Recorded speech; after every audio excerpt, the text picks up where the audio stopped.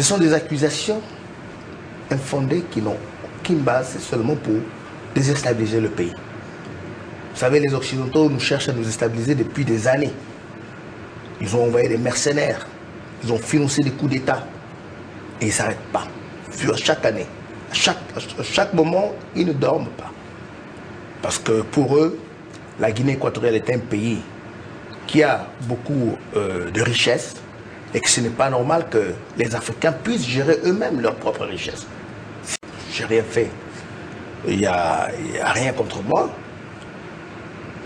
Ce sont des accusations fausses, hein, comme tout le monde le sait, c'est de la fabrication que les Occidentaux sont en train de faire contre nous depuis des années. On accuse la Guinée équatoriale d'être un pays corrompu, que tous les dirigeants de la Guinée équatoriale sont des corrompus, mais où sont les preuves? Où sont les preuves? Quand on accuse, il faut avoir les preuves. Ce n'est pas à l'étranger, à l'Occident, qu'on va commencer à crier haut et fort et dire voilà, tous les dirigeants de la Guinée équatoriale sont tous des corrompus. Ils sont ici en Guinée équatoriale avec nous. En France, puisque nous parlons de la France surtout, la France, il n'y a rien, le dossier il est vide, il n'y a personne qui est mis en examen aujourd'hui. Il n'y a personne qui est mis en examen dans ce dossier. Ce dossier est vide. Et moi, je ne peux pas me comparer devant un juge en France, surtout moi je ne suis pas français. Je n'ai pas fait d'affaires en France. Je n'ai pas fait d'affaires avec un Français. J'ai juste un but en France. Et c'est tout. Donc, je pense qu'au niveau international, c'est quelque chose qui n'est pas applicable.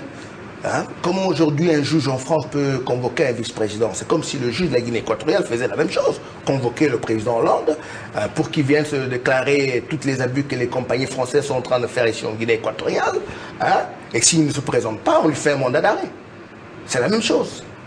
Donc tout ça, c'est un jeu des ennemis de la Guinée équatoriale. C'est une politique néocolonialisme. Je n'ai rien fait. Il n'y a rien contre moi. Ce sont des accusations fausses, hein, comme tout le monde le sait. C'est de la fabrication que les Occidentaux sont en train de faire contre nous depuis des années. Au départ, on a dit que c'était l'argent du pétrole. Qu'ils aillent demander aux compagnies américaines, ExxonMobil, toutes ces grandes compagnies pétrolières qui sont ici, qui leur demandent pour voir où est-ce qu'ils nous donnent cet argent. Ce sont des accusations infondées qui n'ont aucune base, c'est seulement pour déstabiliser le pays. D'abord, je félicite la direction de l'Interpol. C'est une décision courageuse. Sachant que derrière tout ça, on sait qui sont les gens qui sont en train de manipuler toutes ces attaques, ces grandes puissances, en utilisant les ONG. C'est une décision courageuse et je pense qu'ils ont fait appliquer le droit et la justice. C'est quelque chose de vraiment... C'était une décision importante et juste pour... surtout une première, parce que Interpol a démontré qu'on ne peut pas attaquer, bafouer les lois internationales de la façon dont ces pays sont en train de le faire aujourd'hui.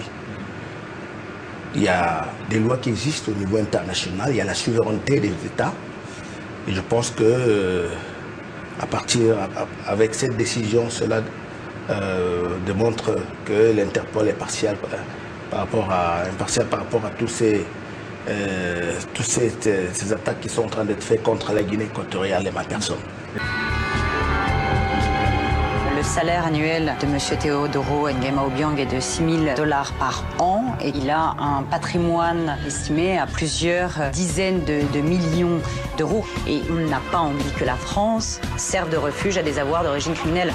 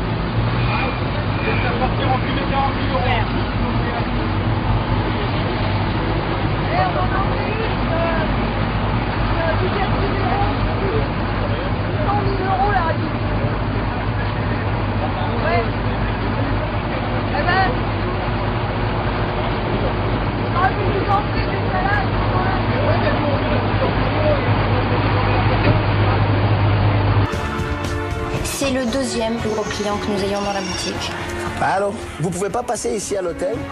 Tout le monde est à ses pieds, les bijoutiers, les couturiers, tout le monde. Parce qu'il a le pouvoir de l'argent.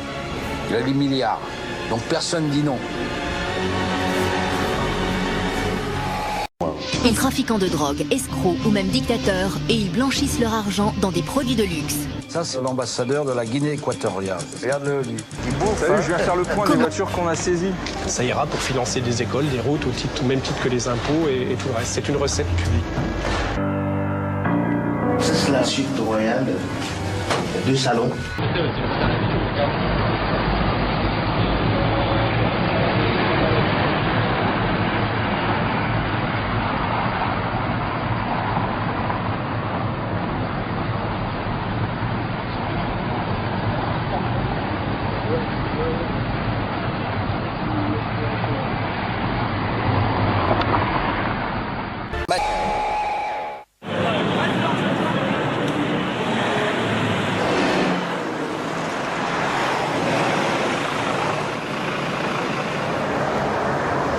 Bonsoir et bienvenue dans Enquête exclusive qui s'intéresse ce soir à l'argent du crime. Escrocs, dealers, trafiquants d'armes, ils blanchissent leurs revenus en investissant dans l'immobilier mais aussi dans des voitures.